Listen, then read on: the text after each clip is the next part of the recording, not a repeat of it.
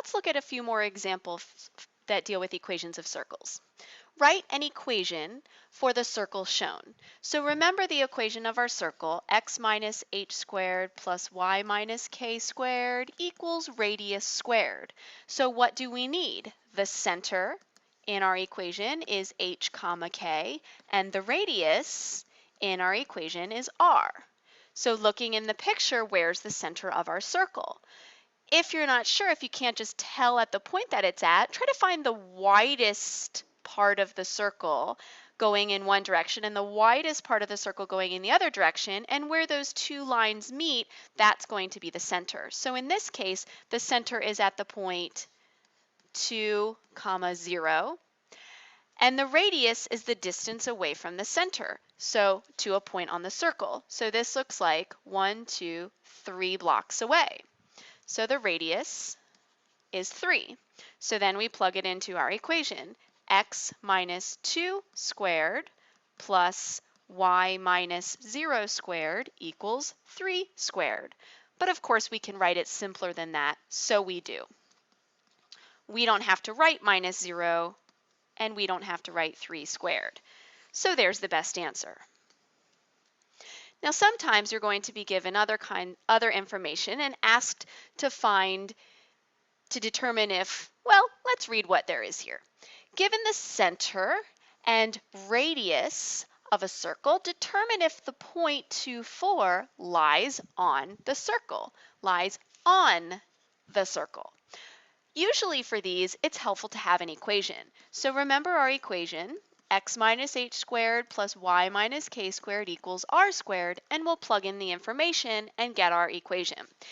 X is negative 2, so the x coordinate plugged in will make x plus 2 squared plus y minus 1 squared, and the radius squared makes 25.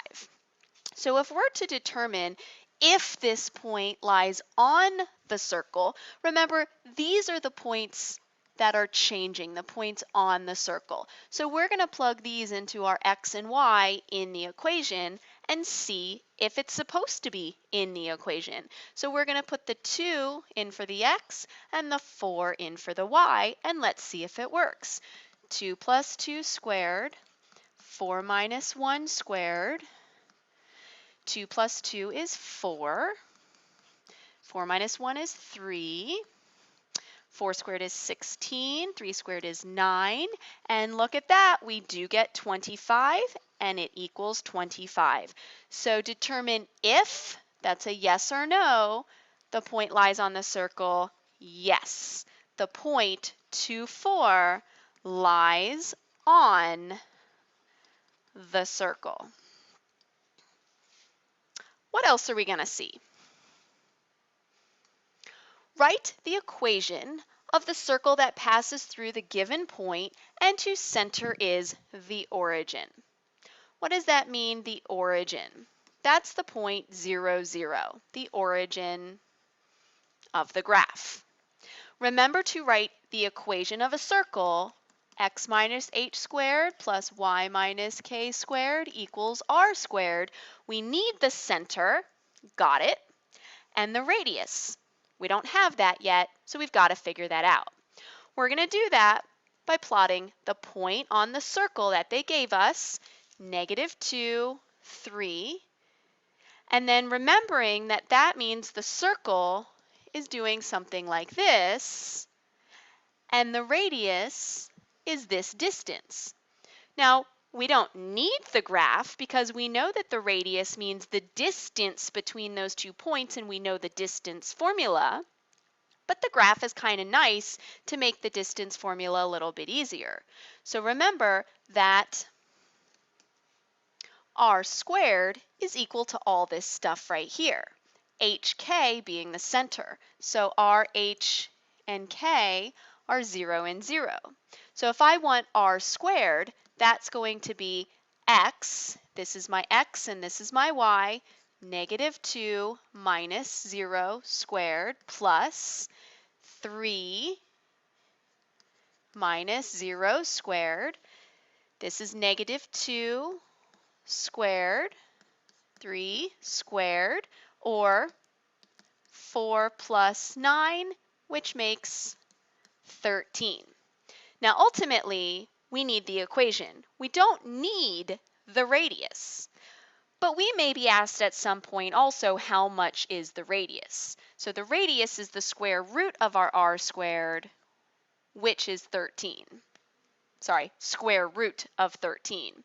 But what do we need in our equation? The r squared. So let's write our equation. X minus 0, which is just x, squared, plus y minus 0, which is just y squared, equals r squared, which is 13. And there you have it. Write the equation of the circle given two endpoints of a diameter. Well, again, if we're going to write the equation, let's remember what that looks like. You might like to just write it down every time. The equation of the circle. What do we need? Well, the center, because that's the HK part, and the radius, or the radius squared, ultimately. Let's see if graphing will help. Negative 1, 1, 2, 3, 4, 5. And 1, 2, 3, 4, negative 5, 1, 2, 3, negative 3. So remember that these are the endpoints of a diameter. From here all the way to here, that's our diameter. So where is the center of the circle going to be? Because we need that. So if that's the diameter, imagine the circle is going something like that. Again, just a rough sketch. Because the diameter goes through the center, it's got to be halfway between. So sometimes you can visualize it and see, boom, right where that center is. But sometimes it's hard to tell.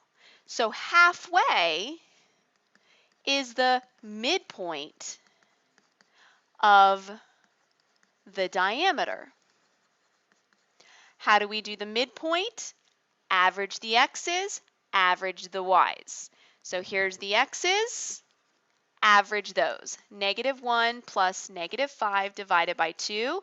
Here are the y's, average those. 5 plus negative 3 divided by 2.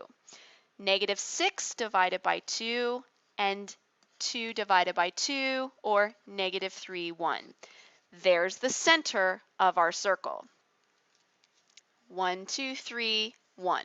That looks like it from the graph as well. Now the radius. So remember, the radius is the distance from the center to any point on the circle. There's the radius right there that we have to compute. Now we could do it with the equation like we did last time, or we can do it the triangle way. If I make this into a triangle, this side is 2 units, this side is 4 units, and then do it with Pythagorean theorem. Remember, c squared equals a squared plus b squared? Well, the hypotenuse are c, and that's r squared, equals 2 squared plus 4 squared. So r squared equals 4 plus 16, or r squared equals 20. Again, we're not asked for the radius, we need r squared in our equation. So now we can write our equation. X minus the x coordinate, so that turns into plus 3 squared, plus y minus the y coordinate squared equals r squared. See, we're using our center and our radius. R squared is 20. And there's our equation. See you in class.